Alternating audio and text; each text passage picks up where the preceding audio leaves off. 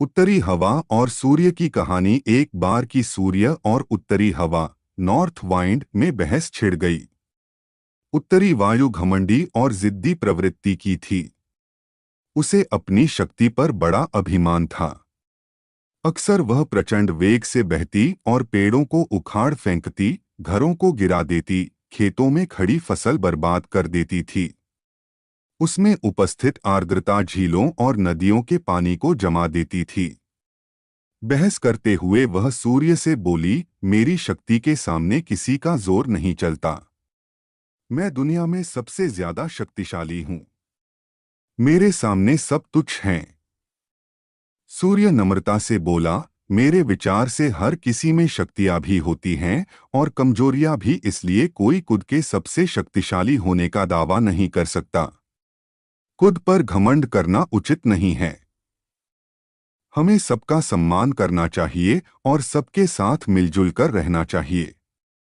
उत्तरी हवा तुनक कर बोली, मैं तुम्हारी बात नहीं मानती। मैं सबसे ज्यादा शक्तिशाली हूं और ये मैं तुम्हें साबित करके दिखाऊंगी। ऐसी बात है तो अपनी ताकत साबित करने के लिए तैयार हो जाओ। नीचे देखो। धरती पर एक व्यक्ति दुशाला ओढ़े पैदल जा रहा था। तुम उसकी दुशाला उसके शरीर से हटा दो, मैं मान जाऊंगा कि तुम सबसे ज्यादा शक्तिशाली हो। सूर्य उत्तरी हवा को चुनौती देते हुए बोला, इसमें कौन सी बड़ी बात है। कुछ ही देर में उस आदमी की दुशाला धरती पर पड़ी होगी, कहकर उत्तरी हवा अपने प्रचंड रूप में आ गई। धरती पर धूल भरी आंधी चलने लगी, पेड़ पौधे लहराने लगे, सूखे पत्ते व अन्य सामान उड़ने लगे, मौसम ठंडा होने लगा। पैदल जा रहे व्यक्ति की दुशाला भी हवा के वेग के कारण उड़ने लगी, लेकिन उसने उसे पकड़ लिया और अपने शरीर से कसकर लपेट लिया। उत्तरी हवा ने अपनी प्रचंडता और बढ़ाई, लेकिन उसके साथ ठंड भी बढ़ गई।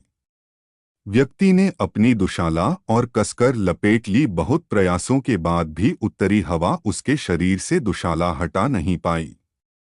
तब सूर्य बोला, अब तुम देखना कि कैसे ये व्यक्ति खुद ब खुद अपनी दुशाला उतार देगा। सूर्य ने अपना ताप बढ़ाना शुरू किया।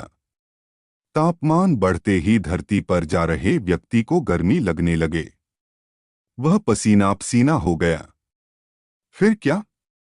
उसने खुद ही अपनी दुशाला उतार दी। यह देखकर उत्तरी हवा बहुत शर्मिंदा हुई। अपने घमंड के कारण उसे सूर्य के सामने नीचा देखना पड़ा।